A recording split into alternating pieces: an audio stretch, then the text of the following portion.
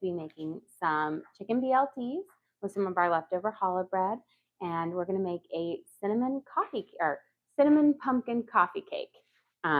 So let's start by getting our bacon cooking up for our BLTs, and then we're gonna make some truffled parmesan fries. So we've got lots of delicious things, and we'll get the fries going so they can start baking as well. Let's get this. Let's see if this easy peel apart thing actually is easy, because it never is. Yeah, I think it would have been peel here, they say. Peel here. Okay, let's go back to the old-fashioned method of let's grab out a pair of scissors. We'll get our bacon going. And I'm just going to do kind of like a crazy fry on the bacon. We're going to use it all since these are BLTs. And with BLTs, you need lots of bacon. Bacon.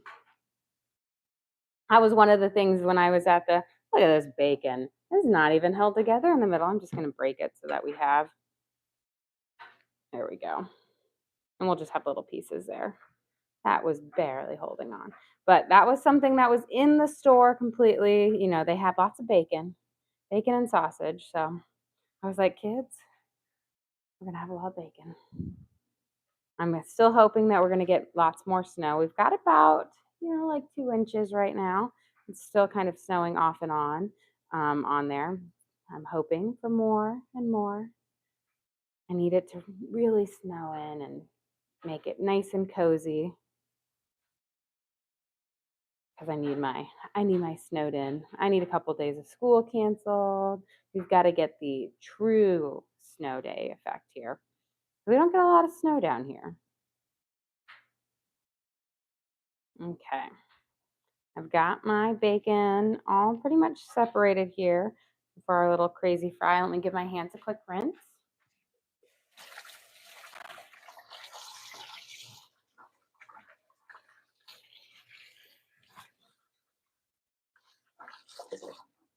And then we can turn on our burner. I'm going to start it on high, and then once it starts to sweat out some of the fat, we'll bring it down to a medium.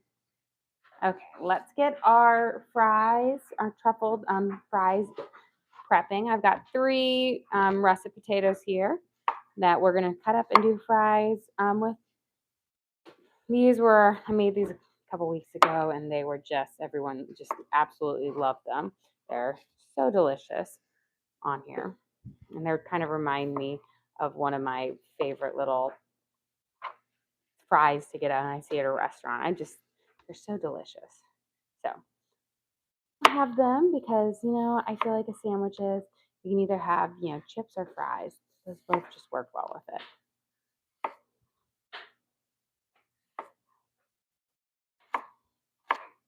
And try to get them all roughly the same size. We'll start tossing them here. And then we're going to coat them with a little bit of olive oil, truffle oil, garlic salt, Parmesan cheese, some flour, panko breadcrumbs. Give it a nice, almost like a breaded coating on them, very light, but it'll give you that battered steak fry textured, which will be lovely.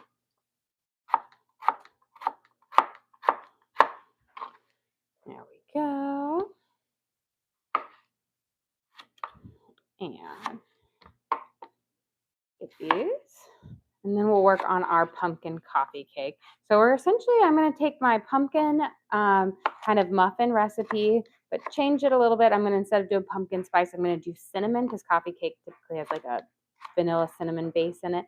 And then I'm going to make my coffee cake kind of filling that I put between the layers and then on top. And we're going to do that on there. So it'll be a nice kind of a mixture of 2 of our favorites. You get the streusel and you get the pumpkin. And that will be nice because after lunch, we're going to go out and brave the cold and play in the snow. I'm hoping it snows just a little bit more so that we can get some sledding in and maybe make a snowman. I don't feel like it's the most pack-worthy snow, so if you can't really put it together, it's really hard to make a snowman. We might do some snow art too. I always like to save like little plastic bottles, like squirt bottles and stuff. And then I have liquid watercolor that will like spray the like the snow with and kind of just dye it. And it's really, really fun.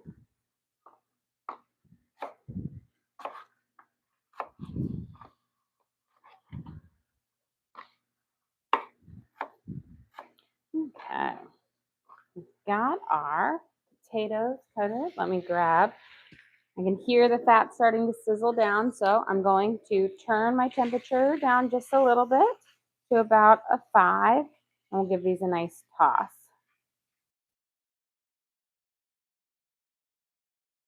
And how much snow have you guys gotten? So far, we've gotten about 2 inches on here, so not a terrible lot. I'm hoping for more. You know, we're kind of in that area where it's going to either be snow or ice, and so I'm hoping for snow over ice. So wishful thinking here, wishful thinking. I'm going to just keep positive. Lots of snow, lots of snow, lots of snow. We're going to drizzle our potatoes here. I'm going to do about a teaspoon of truffle oil. A little bit of truffle oil goes a long way, so you don't need a whole lot to get that nice flavor. And then we're going to finish it up with some olive oil. We need about a tablespoon, I think. Out this bottle is done. Just splash more. Enough to kind of coat them, but it doesn't need to be glistening. We're going to put in about, 2 tablespoons of flour. So we have this nice kind of battered base to it. Kind of shake over.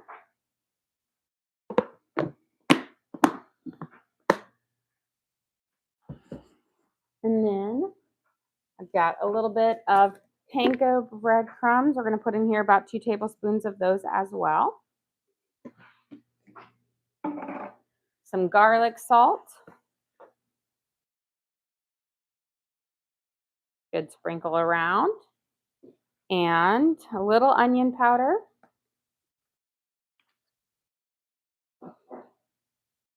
Make a nice savory flavor on it. A little black pepper. And then I'm going to grate some Parmesan cheese over it, and then we'll kind of toss it. The Parmesan cheese will crisp up really nicely in the oven, which will be lovely.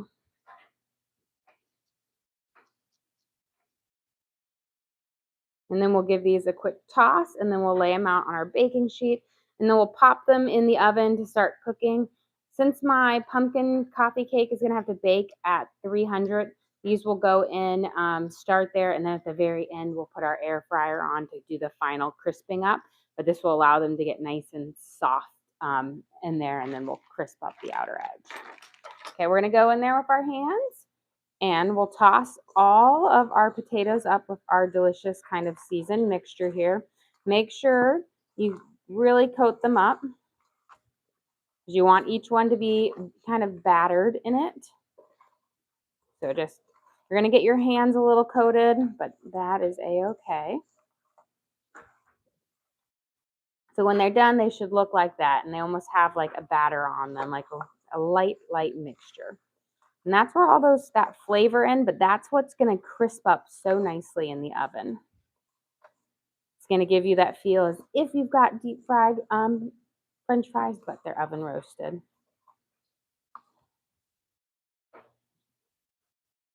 And then we're going to spread these out on our baking sheet. I like to bake them directly on the metal versus on like parchment paper, because parchment paper doesn't give you quite as crispy of a bake. Now don't just leave them there. We'll spread them out, and then just make sure each piece has its spot so that, again, they can crisp up nicely.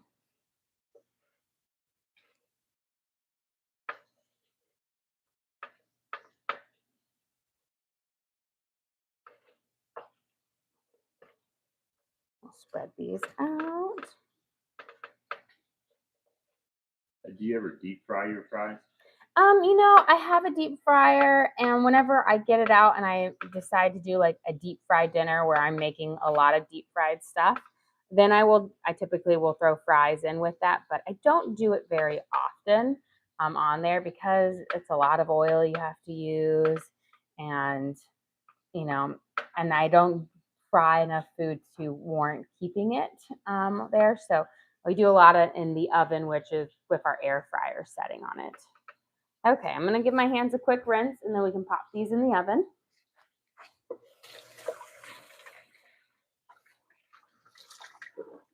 How were the stuffed shells last night? Oh, amazing. They were so, so good. It was like so ooey gooey and delicious inside. And the sausage was like the perfect amount of like texture and flavor. It was wonderful. All the kids loved them as well. Taryn was like, "Can I have more?" And I was like, "As long as we leave a little bit for Momo and Grandpa." And since I brought them over, and my mom was very, very happy to get some homemade bread as well last night. Here, we'll pop them in here. I have my oven at 350. When we put our pumpkin coffee cake in, I'm going to bring that down, put it on there, and then we'll finish them up at the air fryer setting to crisp them up nicely at the end. But this will allow them to get cooked all the way through. Okay, let's work on our pumpkin coffee cake. So we're going to start off with a 1/4 cup of melted butter.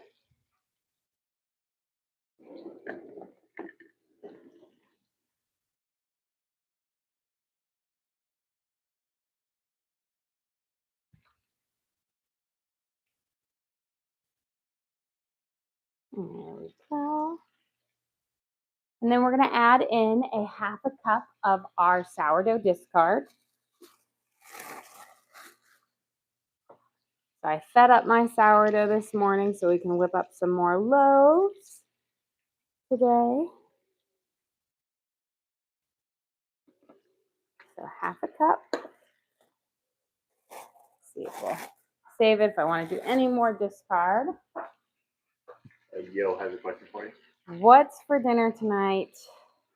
The question of the day. I'm not 100% sure. I have too many options right now because I still have bought so much in case we got snowed through. But yeah, I'm not sure.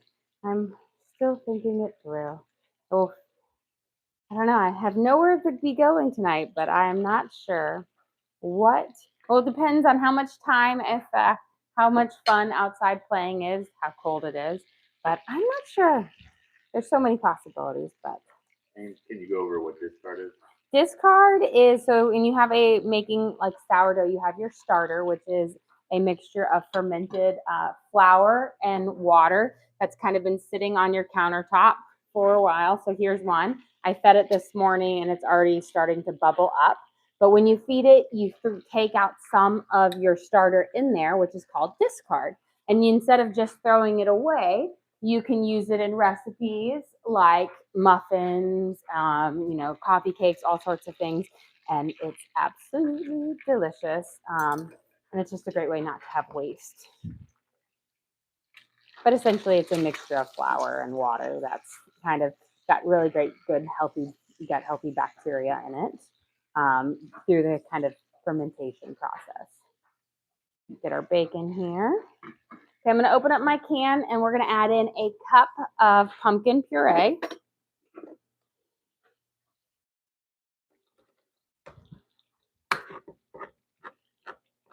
And what's your starter's name? So that tall, skinny one is Jacques, and then my big fat one, which is right next to it, this guy. This is Gus Gus. So he's I make a lot of like sourdough, and so I started out with one. I had 3 at one point, but I dropped one, so now I'm down to 2.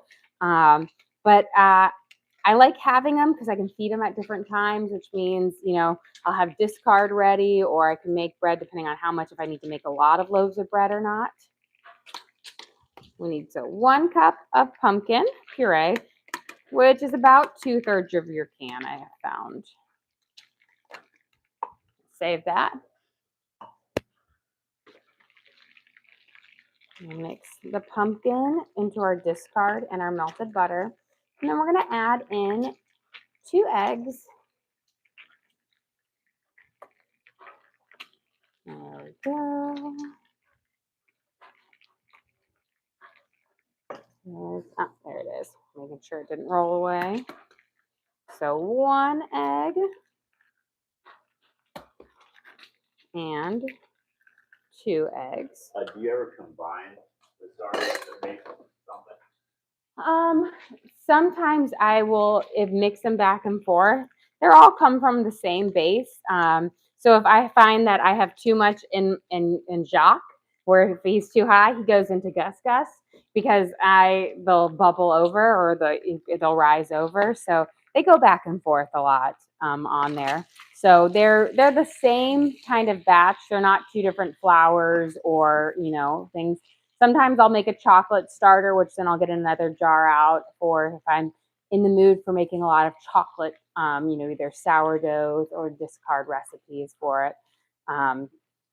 But I don't do it all the time because it uses, to maintain your chocolate starter, it uses a lot of ingredients and can get expensive pretty fast. So I typically just I'll make one, whip it up, and I'll only have it around for like a week. There we go. Let's mix this egg in. And we're going to add in a cup of brown sugar. Let me grab my measuring spoon. So this is a half cup. So we'll do 2 of these. Make sure they're firmly packed in. 1, that's a half a cup. And half a cup more. We still need this in a little bit for our cinnamon crumb topping that will go for it. Top. And kind of coat them up.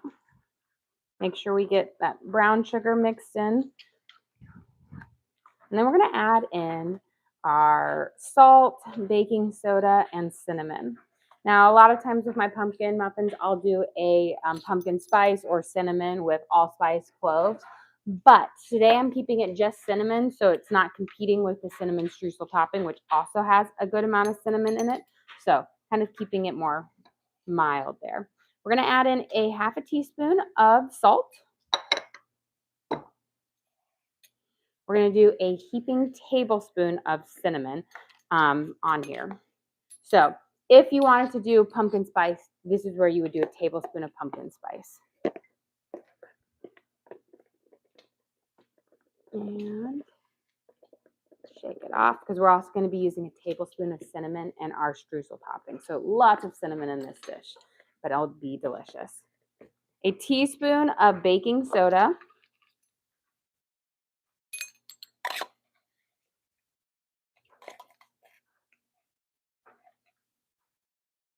And a teaspoon of vanilla. We'll mix that on, and then we'll be ready to add our flour.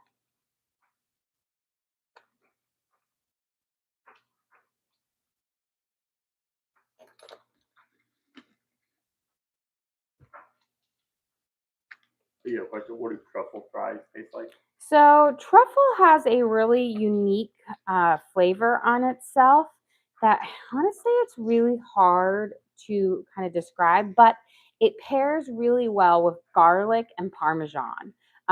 So it just kind of, it enhances that. It has an aromatic kind of base to it, but I don't know if I could really tell you what that flavor is. You know, the idea that it's based off of the truffled mushrooms, but again, it's not exactly the same as that. But they're really, really good. So don't think, oh, I don't like mushrooms, that I'm not going to like truffle fries, because my husband doesn't like mushrooms and he likes truffle fries. So they play more into that Parmesan garlic, kind of that nice cheesy, savory thing versus the other seasoning, which hits more of like a Lowry celery salt base for it. So it's really lovely. It's a good comparison. It's like a bay leaf. It's an enhancer. Yes, it is. It's an enhancer. It's an aromatic enhancer to it, essentially like a bay leaf, where you can't really tell you what the flavor is, but it does. It adds it to you. Just here we go. I got our bacon there. I'm flipping it around. We've got our crazy fry on it. and we'll let that crisp up to go on our BLTs. Let's add our cup of flour in, and then we'll make our streusel kind of topping to go in the middle and on top of our things. We only need a cup of flour in this part because we have, again, a half cup of our sourdough discard, but pumpkin also adds a little base to this, which also keeps it very, very moist. Make sure there's no pockets.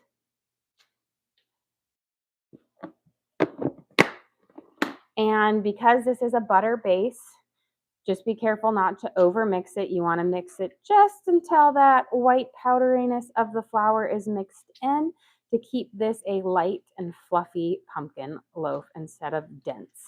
Do you use self-rising flour? I do not. This is just regular all-purpose flour. We already added in our baking soda. Self-rising flour has a mixture of like baking soda in it, so that would add too much of those baking ingredients for it.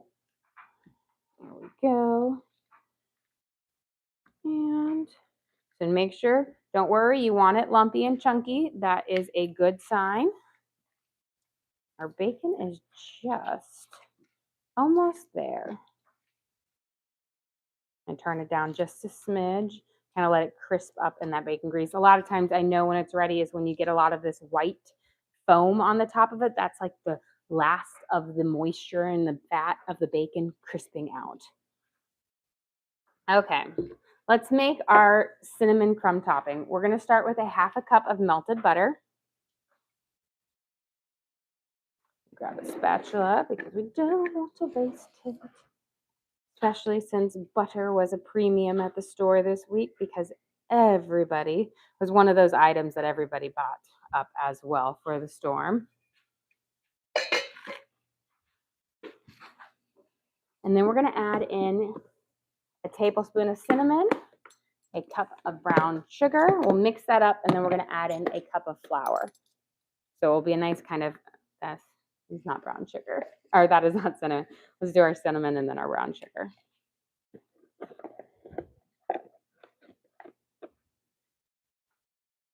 And it's going to seem like a lot of cinnamon, but with coffee cake, there's a lot of cinnamon in it, and it just is what makes it wonderful. And then we need a whole cup of brown sugar. So let's firmly pack it in.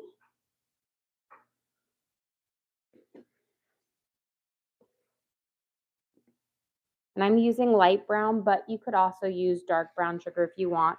That will have a stronger molasses flavor to it, a little bit more of a Christmas flavor. Before we mix that in, I'm just going to grab a plate here because I think our bacon is just about ready, and some paper towels.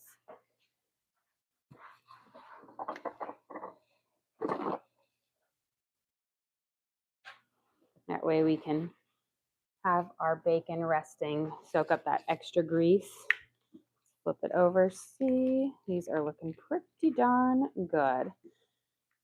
I always have a hard time cooking bacon exactly perfect for each one of my family members because everyone has a different method. Some like it chewy, some like it crunchy, some, like that perfect in between.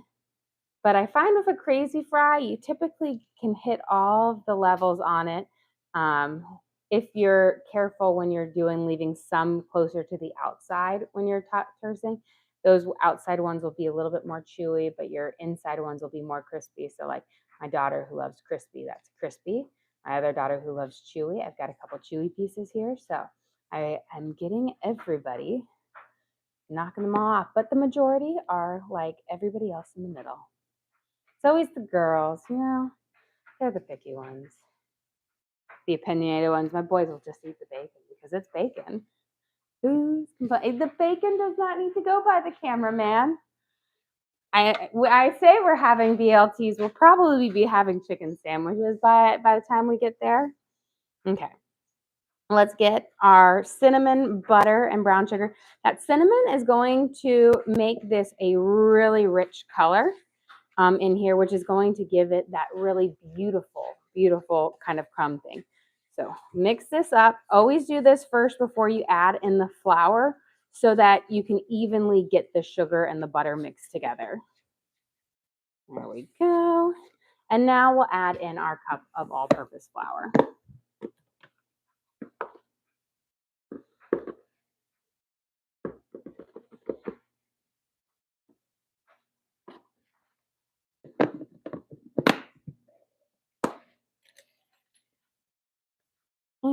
I'm going to give it a stir, but typically I just go in with my fingers in a little bit and kind of crumble it apart to make sure I get the right texture. Because I don't want to turn it into a paste as much as I want it to be crumbs. So if I find that it's a bit too much moisture in it, I'll add a little bit more flour. You just never, sometimes with brown sugar, it's more damp than other brown sugar, just depending on how much molasses or has been added back into it. Do you ever make bagels? I do make bagels. I think I made them like a week or two ago. I have this great sourdough bagel recipe where I'll prep up the bagels dough at night and leave it out over on the counter overnight. And they are so, so good. I love that. Was one of those things that if we get like again ice stormed in, we're home a couple days, I'll probably be making bagels one day because my kids love bagels as well. Especially like making nice.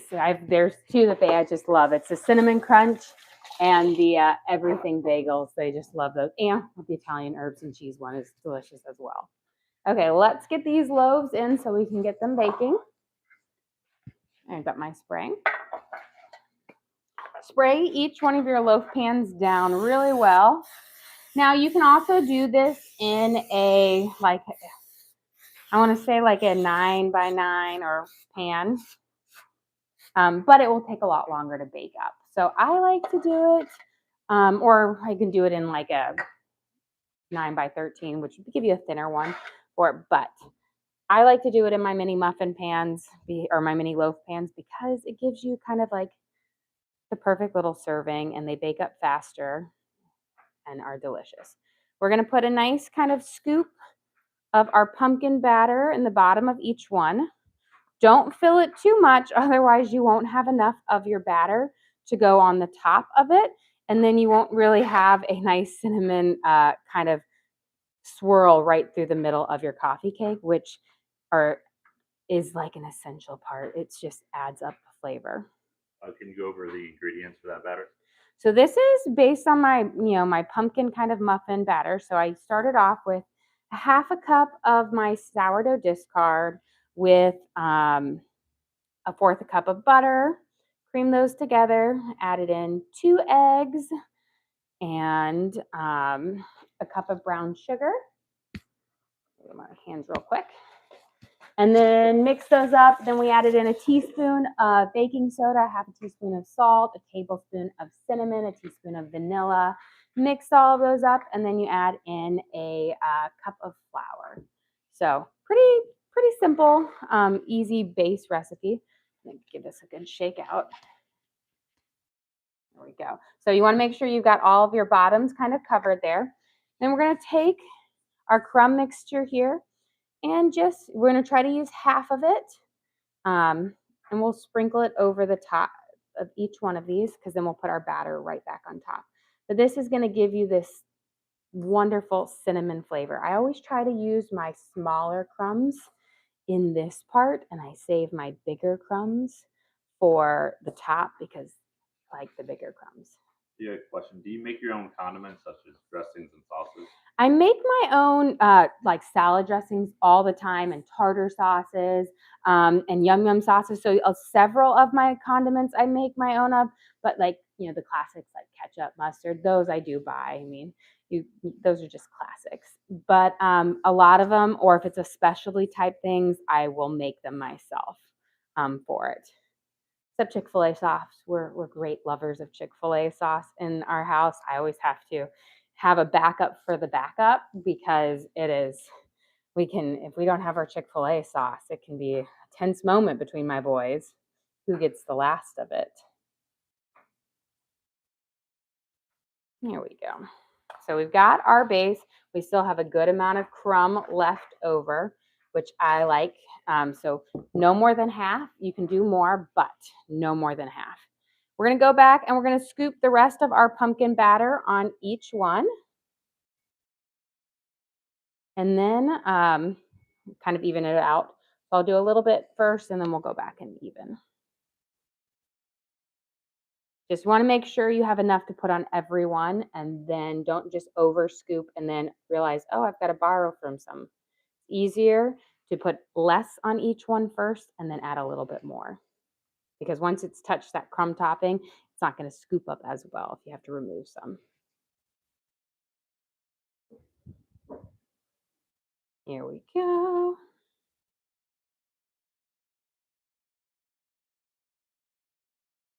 And now I'll kind of go back over with this, and then we'll finish off with our crumb on top, and then we'll pop these in the oven to bake.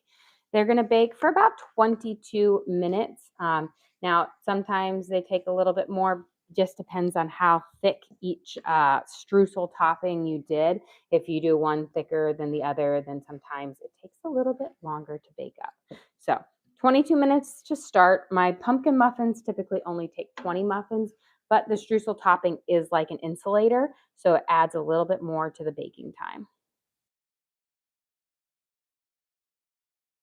There we go. I think we're making sure we're getting every last bit here because these are going to be a favorite. Have you ever thought about selling baked goods online? You know, I always think, thought about it, but the problem is baked goods have a very short shelf life, and the cost to ship something so fast and get it a turnaround for somebody to be able to eat it the next day would probably be so expensive that it wouldn't be worth it. And it just wouldn't be things. I'm a great lover of, you got to have your baked goods when they come out of the oven or fairly certain towards it. I'm just going to give a little love here. So no, I haven't. I just think it's just, you wouldn't get the product at its best. And it's such a lot of hassle for it. And I would feel really bad having to make somebody spend so much money for like an overnight shipping of something, for something that you can make yourself at home. And that's why I have these video recipes up there available. You can always rewatch it and make it at home, because none of these recipes require some, secret skill level. I didn't go to culinary school. I am self-taught. These are all things that you guys can make yourself at home. And I always try to use fairly simple ingredients that you can get at your local grocery store. Because again, I'm also not one to want to have to drive around to specialty stores or have to buy a specialty ingredient. Now there's occasional times where I try something new or whatnot, but for most of the stuff, it's what you can buy at your local stores. So no crazy techniques, no baked Alaskas here, because I did see that viral video going around about somebody's baked Alaska birthday where they lit their whole living room on fire. I said, none of that is going on in this house. We're going to keep it safe. How were the brownies yesterday? They were delicious. They were wonderful. My mom came over at the time and she goes, I really, really wanted them, but I could tell that everyone was telling me, you can't cut into them yet. They're not ready. They're still warm. And she was like, oh, and I'm like, oh, I should have brought you over some, because I went over to their house late last night. And I was like, I guess I could have brought you one. She was like, yeah, you could have. And I was like, maybe next time. Do you ever make a beef Wellington? I do make a beef Wellington. I have kind of two ways that I make a beef Wellington. I've got what I call my poor man's beef Wellington, where you don't have to buy the really expensive bougie pork tenderloin. You just do it with a steak, and you kind of do a square wrap with a on there. And I have a video of that. We make a video of it for it. And that one's for like the more affordable. It's really easier to do. And then I have another version where it's the full beef tenderloin that you wrap with the pastry ends differently. Okay, we're gonna pop this in. We're gonna slide this underneath. And then this is going to bake for 22 minutes at 350. And then hopefully everything will be ready by then to eat. So 22 minutes, everything's on. But I do love a good beef Wellington. That was actually the meal that I cooked for my husband on our second date. So that was one of those things, because, you got to be like, oh, I'm quite a cook. I did that. And I cooked a beef Wellington and I made green beans. And, you'd be surprised he ate all of those vegetables that I gave him, didn't complain, didn't realize how much he didn't like vegetables until I said I do. And he was like, no more vegetables. But No, I don't make it often. I'm sure my kids would like it if I made it more. But I do make the poor man's beef Wellington more than the bougie one because beef tenderloin, that's an expensive piece of meat.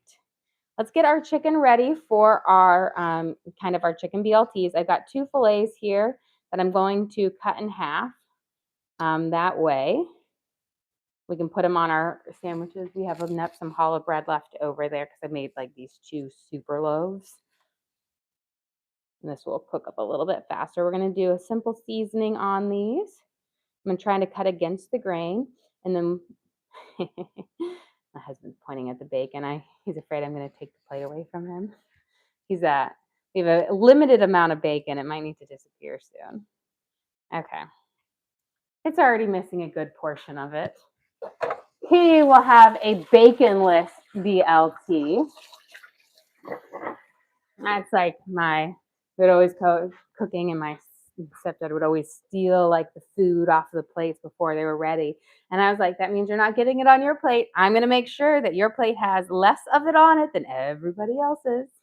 You have a question. Do you thaw your protein or do you buy it fresh daily? I buy it fresh daily, I will say 95% of the time. Now, sometimes I will overbuy and then I pop it in the freezer before it goes bad. So I always have a protein. But my rule of thumb is when I put something in the freezer, I try to use it within a month because I find that freezer protein does not last. It does not de-thaw and keep as well. So I try to use it up as quickly as possible once it goes in there. But I do typically buy fresh every week on there. So when I do the grocery shopping and I get fish, we typically have fish at the beginning of the week, and then some of my heartier proteins that last towards the end of the week for them. Put in there. So right now on here, I've got onion powder, black pepper. I was like pausing on my brain right there. We're putting some oregano, and then I put some Mrs. Dash's table blend on there. So we've got a nice kind of mixture of it. And then of course we'll do some garlic salt, and then we're going to flip it over and do it again. And then we'll do our last little drizzle of Worcestershire. That Worcestershire is going to keep the chicken, it's going to break down the natural fat in the chicken, which will make it really, really juicy and flavorful. And then I'm going to steal a little bit of this bacon grease to saute my chicken up in it because we're playing on the flavors of a BLT. So a little extra bacon flavor to the chicken will be lovely. But I'm not going to fry it in all of that bacon grease because that's a bit too much. You have a question? Was that soy sauce you used? Worcestershire. So Worcestershire sauce is like a flavored vinegar sauce, and it's really pungent right here if you were to eat it raw or like naturally, like right out of the bottle. It is a liquid, yes. So if you were to drink it, but when you cook it up, it has like it just enhances the flavor. You don't taste this, but this makes the food wonderful tasting. It breaks down. It's the same concept of lemon juice breaking down the fat and keeping your proteins moist, or buttermilk in chicken. The acidity of the Worcestershire makes the chicken or whatever protein you're using, pork, juicier. Cooks up. This has some nice savory notes to it, so it plays really well. But while it is very strong tasting in there, when you cook it up, it is not strong tasting. So that's why I said I don't like Worcestershire sauce straight up, but when it's cooked on there, it is very, very lovely. Sprinkle with, again, our Mrs. Dash's table blend, some onion powder, some dried oregano. And it's one of those things where if you were just blindly tasting, you'd be like, nope, not doing it. But trust me, try it, and it is a game changer. It really makes things, especially with pork. Pork is typically, when you cook it up, it's a lot drier meat. So juicy. A little black pepper there, and then a little garlic salt.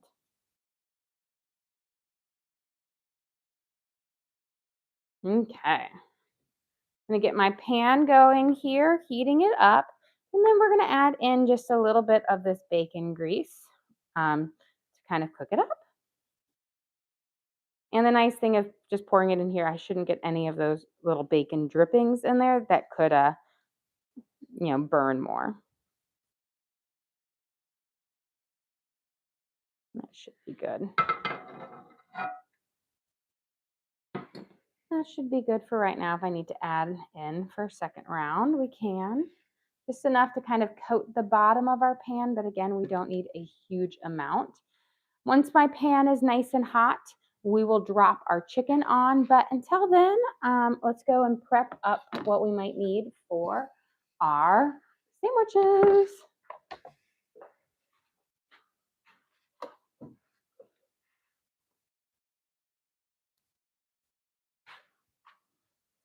So we've got for our BLTs here, we've got our leftover challah on here, which is nice, lovely. Stole a little bit from outside and didn't give my parents a full loaf because I was like, 2 of them don't need a whole loaf. We could steal a little bit for it so we can make some sandwiches. And then lettuce, tomatoes, and then I always put a little bit of cheese on there. So we've got some Gouda for it. But I'm just going to take, and you could use any bread, but we're just going to kind of cut right down the middle for it.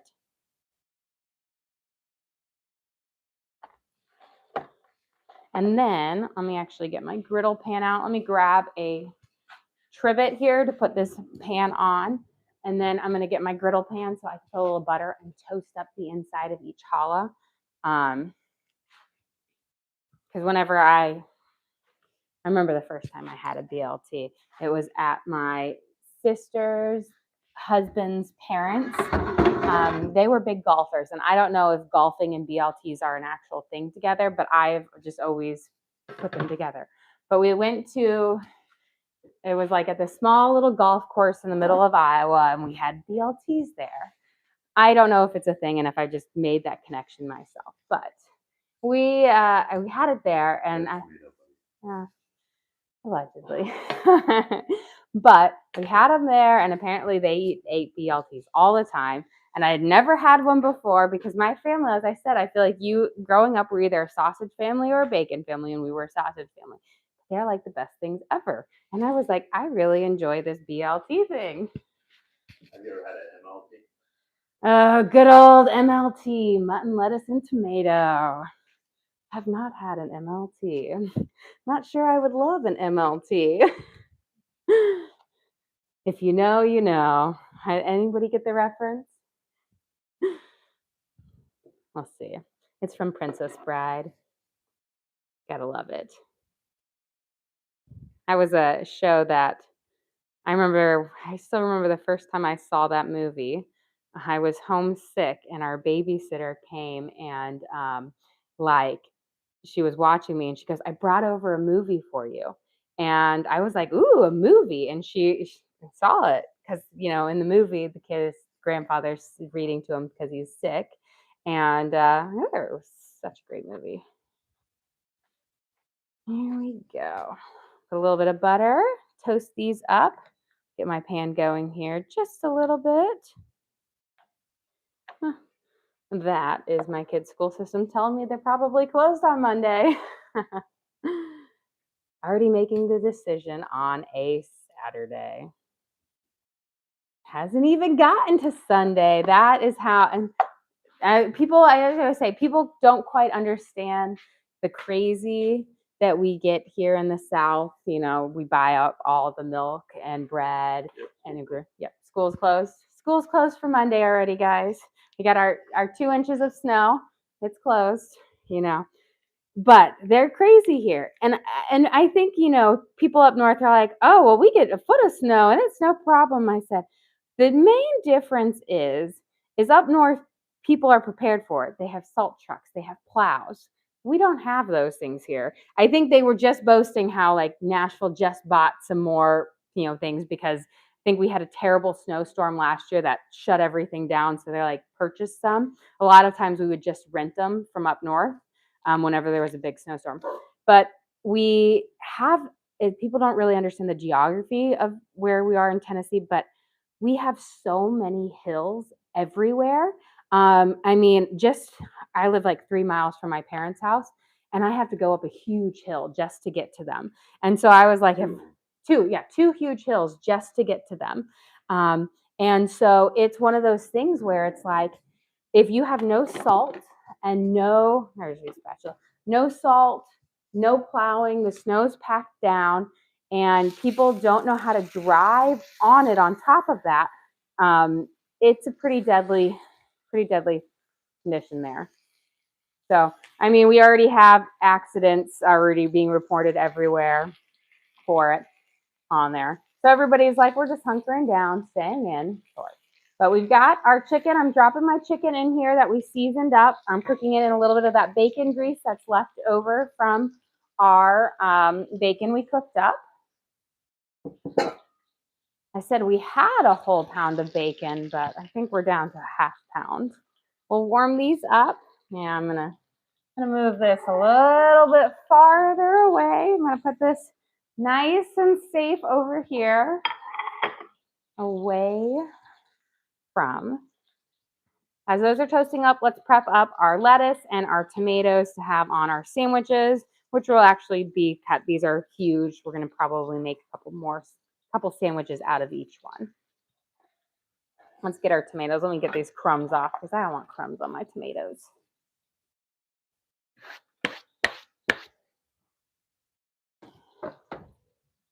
Little love the tomatoes.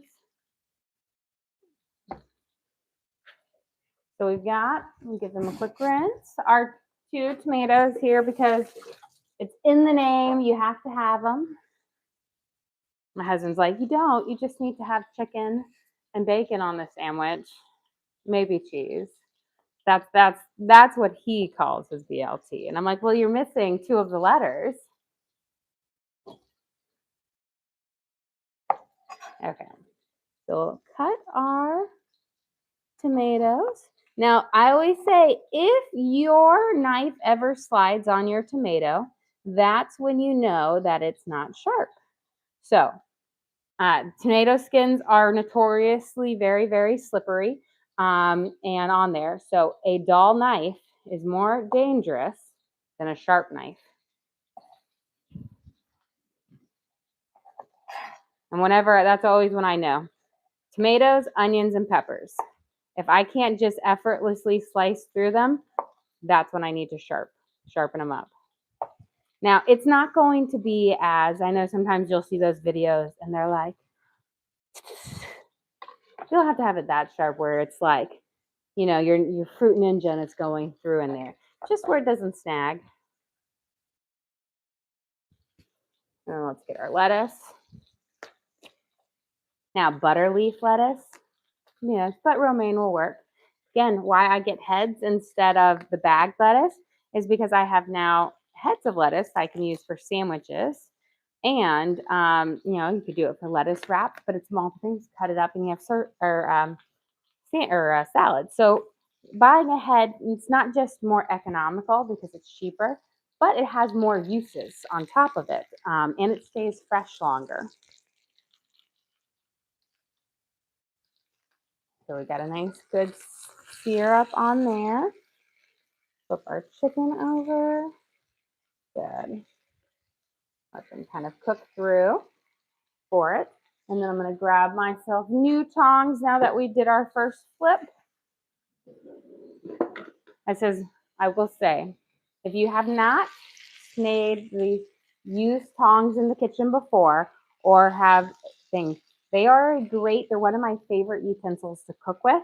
And I use them for a variety of different, not just like proteins. I use them in soups, everything. Love my tongs. I have so many of them. I have like 7 pairs. And can you briefly go over what their challah bread is? Yes.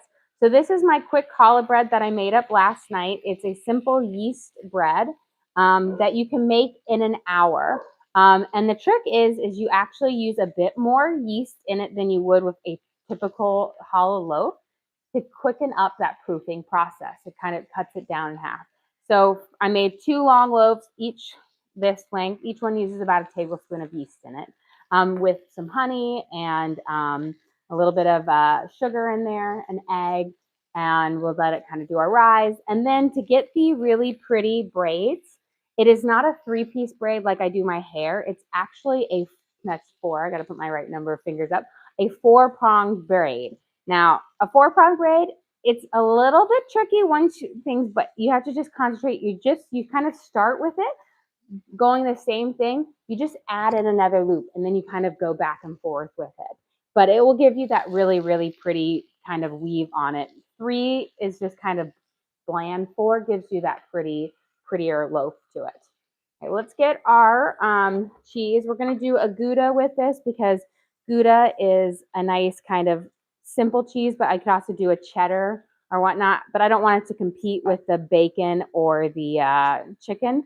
And so I'm doing more of a simple but easier one. And I'm using my little mousse because it's snowing out there and it's just time to shine. Look at this. Now, if you ever get to where your cheese is like this and it's starting to get difficult to cut, because if you do it like this, just go peel off your wax. And then you just turn it to the side. You take off your side slice like this, which is dried out. And then you just start from this angle. And then you should have a nice, easy slice that you can start taking from that angle.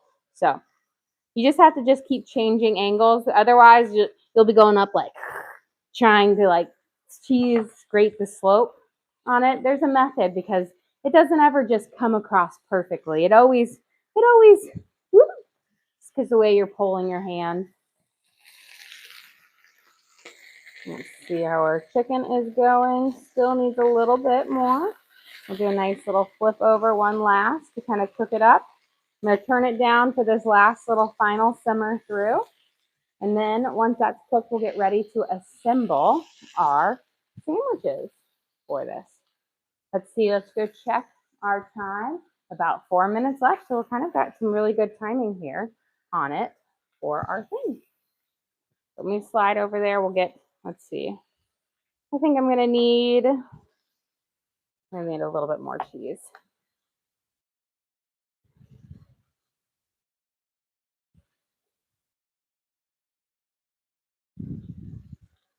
There we go.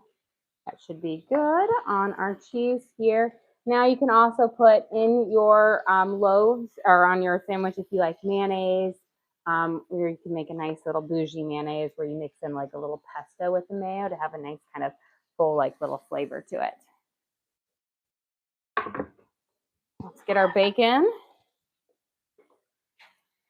That is carefully there. I'm going to get a drink real quick. We'll check our chicken and then we'll assemble these guys.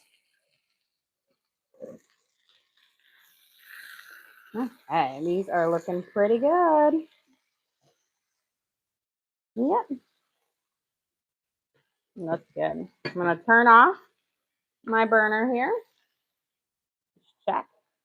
Oh, perfect. We're going to do this guy in the middle. We've got a nice toasted. And what brand of cheese do you buy? So that is a Gouda from it. I'm not sure. I'm pretty certain I got that from Costco. So I'm not 100% sure what brand it was when I got it. And can you go over the method for cooking the chicken? So I started out with 2 thicker chicken breasts and I filleted them in half. And then I coated them with Worcestershire sauce, garlic salt, onion powder, a little bit of Mrs. Dash's table blend, oregano, and black pepper to season them up. And then we had some bacon grease left over from cooking our bacon. So I added it into our pan to kind of go along those same kind of flavor profiles of our BLT. And then kind of cook them up on both sides. The first side, once you kind of start to see the whites of the chicken go up around the sides and you look and you have that good sear, I flip them over for it. Because they've already been filleted in half, they're going to cook much faster. And I get a plate here to remove them off because even though I turned off the heat, there is still residual kind of temperature from it cooking. And there we go. Beautiful. And you let it sit, just like with most meats. Before you cut into it, let it sit for about 5 minutes to let those juices kind of just naturally stay into the meat for it. And then I'm just waiting for the rest of our sandwiches here to kind of toast up. They're pretty. There we go. We've got a nice little toasting up here. That does not equal that one. Just about. And then we can assemble our sandwiches. We'll get our pumpkin coffee cake out of the oven. There we go. Nice little crisp up. So this one with that one. And with this is just also a great way to use extra bread that you have left over instead of just having to eat it straight up as a loaf of bread, which I mean is delicious. But we're changing it into a new meal as our staple. We'll bring this over here, and that way we'll have our little assembly line that we can assemble. Aren't you going to air fry the fries? Oh, yes. I will pop those in. Those will pop. We'll assemble. We'll take those out. We'll pop them in up. Those need to only air fry for about 5 minutes, but we won't do it until we're done baking the thing. Not even 5 minutes. Like things are already cooked almost all the way through. So when we come back, because the pumpkin loaves are done in 20 seconds, I'll move them up while we're over there. We will assemble our sandwiches. Then we can go grab our air fries out and we can plate up everything for it. So let's head over there. And we'll grab it. So see, perfect timing. Beautiful. Give them a nice tap, nice and firm. So this is our pumpkin coffee cake. Look at that, gorgeous. I'm going to slide these guys up. So they should already be cooked all the way through. All we have to do is we're going to change it to our air fryer setting. So I'm going to turn off my oven and we're going to cook it there 425. That's going to just crisp up the outsides of our fries, which will make them absolutely lovely. Here is our gorgeous coffee cake pumpkin loaves.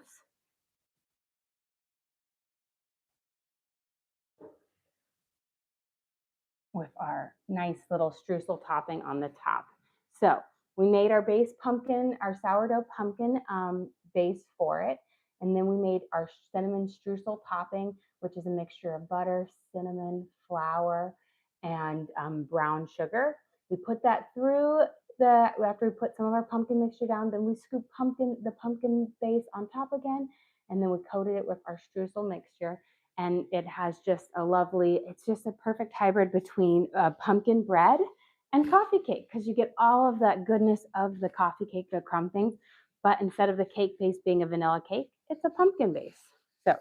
So delicious. Let's build our sandwiches here for this. Okay, we'll start. Make sure I have them up. We're going to put, since these are essentially 2 sandwiches per thing, if not more. We're going to start with our chicken on the bottom of each one. And then we are going to add our cheese up top. That way we can let it kind of warm up and toast a little bit here.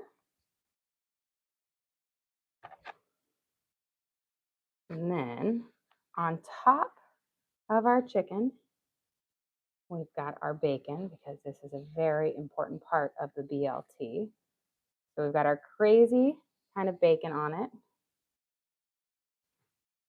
Put over here. We've got quite the little masterpieces that we're assembling. And then we're going to do our tomatoes.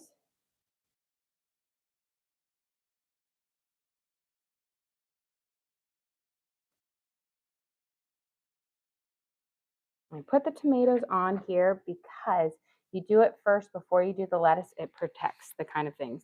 And then we have our lettuce. And we're going to flip and do vice versa. So you'll have 2 on each one. And then we'll put our sandwich on top. Lost a piece of juice. Boom. Look at that. And be very, very careful. Look.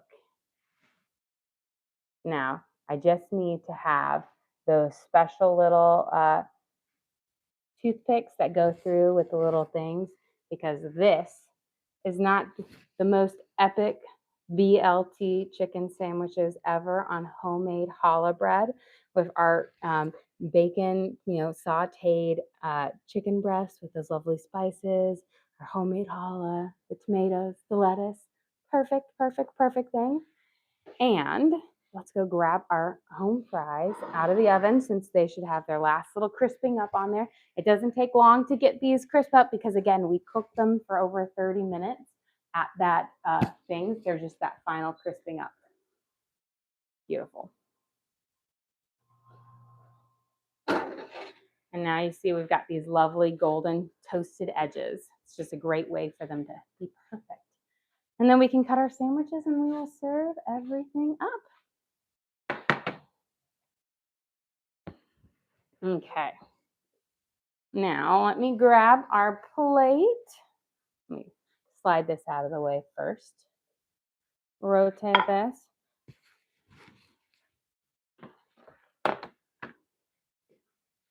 On here. So these are our Parmesan truffle fries. Now the trick with this is you use, when you're kind of doing the coating batter, is you mix a teaspoon of truffle oil with olive oil to give you that nice truffle flavor. And then we added Parmesan cheese, panko breadcrumbs, flour, garlic salt, and black pepper. So they have just this wonderful kind of garlicky, cheesy taste to it, but so much flavor.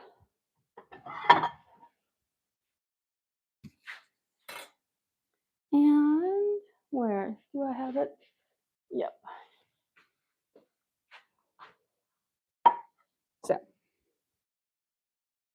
we'll turn it to the sideways and I'll cut right through between the two chicken breasts.